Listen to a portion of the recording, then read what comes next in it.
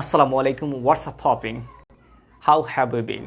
I hope all are well by the mercy of Allah. Welcome on my YouTube channel.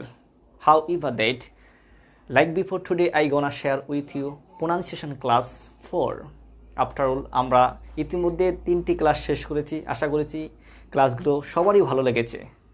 আজকে আমরা class 4 এসে পড়েছি। আজকে একটি ইন্টারেস্টিং ক্লাস হবে, যা আপনারা যদি ভালোভাবে দেখেন এবং বুঝতে চেষ্টা করেন, আশা করি আপনারা অনেক উপকৃত হবেন। However that, let's get started my topic. আজকের ক্লাসটা হচ্ছে যে ফার্স্ট অফ অল আমরা দেখি প্রথমে 1 নম্বর একটি রুল, সেটা হচ্ছে যে হোয়াট স্টার্ট। যখন শুরুতে কি থাকবে, আর থাকবে, তাহলে আর এর উচ্চারণটা হবে যেমন রান, রেড, রিক্স। আশা করি বুঝতে পেরেছেন।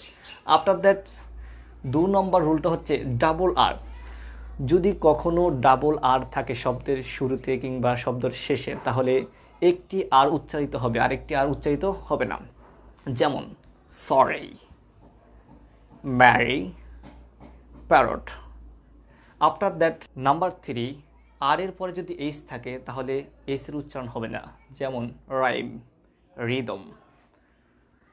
নাম্বার 4, ডাব্লিউ এর পরে যদি আর থাকে তাহলে আর এর উচ্চারণ হবে, বাট ডাব্লিউ এর উচ্চারণ হবে না, যেমন write, wrong, warm. After that end of the word, শব্দের শেষে যদি আর থাকে তাহলে আর এর উচ্চারণ হবে না, যেমন mow. I hope this class will be fine and hopefully it is very interesting class to you. Thank you so much for watching my video.